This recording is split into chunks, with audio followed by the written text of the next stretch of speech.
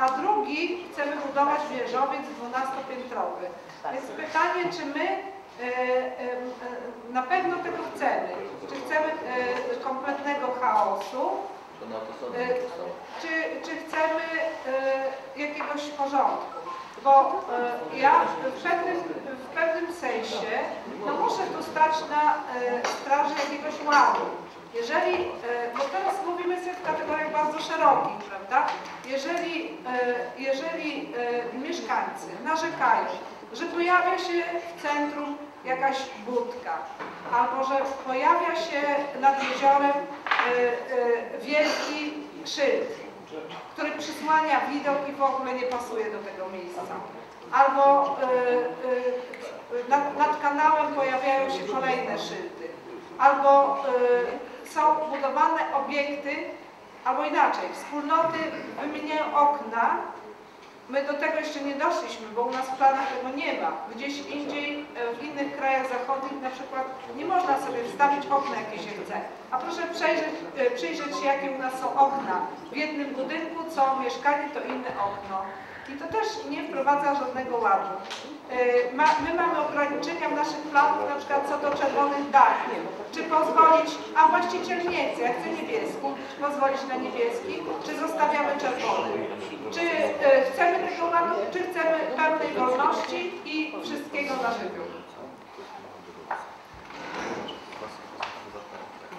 Proszę Państwa, ja bym chwileczkę sobie, parę sekund tylko dam głos.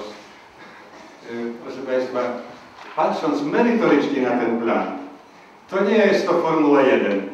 Myślę, że autor tego planu ma taki pogląd na turystykę na poziomie agroturystyki bez maksimum. A my uchwalamy plan nie na dzisiaj, nie na wczoraj, tylko do przodu. Jeżeli ja tam czytam, że ograniczenia są takie, że nie można apartamentowca, to tak, to u nas nie można, to będą się budować w Wilkasach po drugiej stronie jeziora, bo tam można. Tu może ktoś, kto ma majątek ogromny, bo 6 hektarów, maksymalne mieszkanie może mieć 150 metrów. 150 metrów to on musi mieć salon teraz.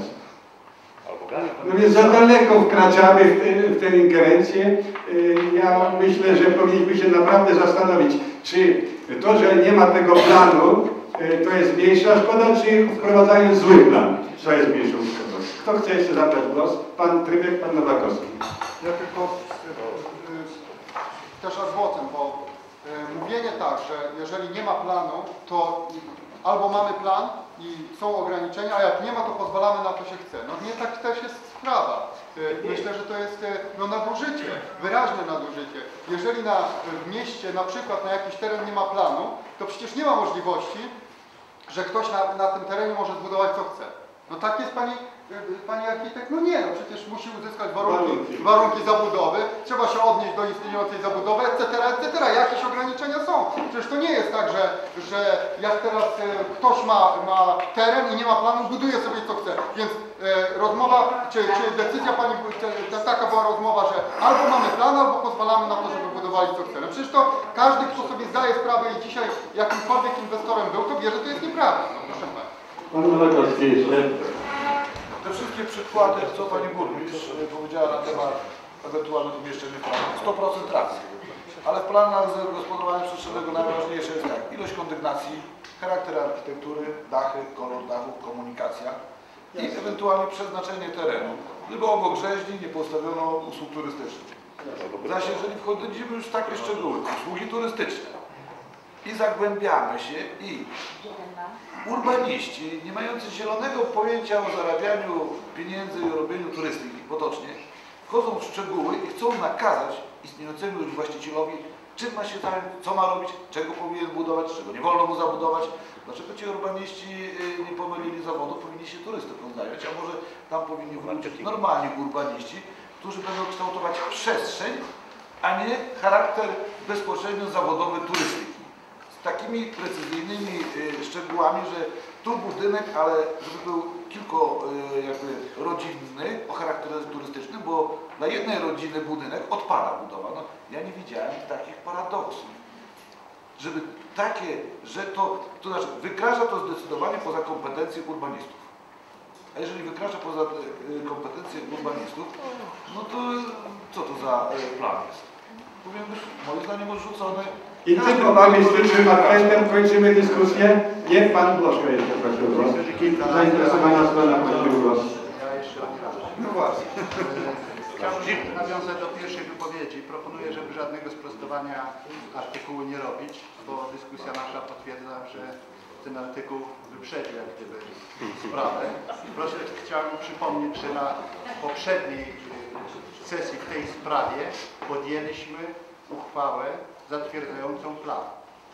Pan wojewoda zwrócił tylko nam uwagę, że w tym planie nie ma historii wszystkich tych poprawek, tych uwag. Nie ma całej historii. Z pierwszego, drugiego podejścia jest tylko z trzeciego i czwartego.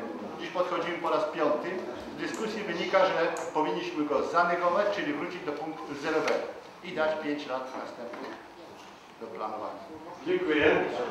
Teraz Pan Winiarczyk zainteresowany w sprawie. Pan Winiarczyk był na wszystkich komisjach, więc bym prosił, jeżeli sentencja z tych wystąpień i rozmów jest możliwa, to proszę. Bardzo proszę Państwa radnych, żebyście wzięli pod uwagę, bo występuję w imieniu firmy Armatów, której początki sięgają roku 56. Przez cały ten okres czasu firma działa w branży turystycznej. Jest jednym z największych płatników podatków i opłat lokalnych. To jest ponad 150 000 złotych co roku. Radzi sobie w miarę nieźle. W związku z tym może oczekiwać od Państwa tego, żeby plany, które Państwo uchwalacie, nie ingerowały za szczegółowo w działalność tej firmy. Ja tylko tego oczekuję. Zgadzam się całkowicie z tym, co powiedział radny Nowakowski tutaj, jeśli chodzi o ogólne uwagi dotyczące tego, co się w planie powinno znaleźć. Ja się z tym oczywiście zgadzam. Natomiast absolutnie się nie zgadzam z tym, żeby mi projektant zapisywał, że na wjeździe do mojego ośrodka 1/8 terenu to jest wyłączona, bo tam nie wolno żadnych budynków stawiać. A to jest akurat łąka, na której w tej chwili stoją samochody ludzi przyjeżdżających do ośrodka. Nie jest położona przy samym jeziorze jeszcze w dodatku, tylko obok. Natomiast jest wyrysowane i napisane w planie, że tam akurat nie wolno nic budować. Się pytam, kto mi za to zapłaci w takim razie, że 1/8 mojego terenu akurat nadającego się do budowy ma być wyłączona w ogóle z jakichkolwiek inwestycji pod tytułem budynki budowy. Następna taka szczegółowa sprawa, która mnie bardzo boli, to teren jest mocno nas zadrzewiony, 6-hektarowy, niewidoczny w ogóle z drogi obwodowej. Natomiast od strony jeziora w latach 60. zostało namalowane logo armaturu, oczy te słynne i duży napis, i to jest powierzchnia ponad 60 m².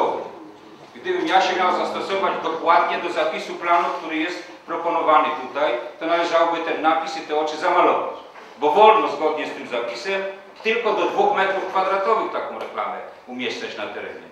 Ja się pytam, to komu ma zależeć na tym, żeby jeden z niewielu symboli, którym się Giżycko może pochwalić, jeśli chodzi o ludzi, którzy żeglują w całej Polsce.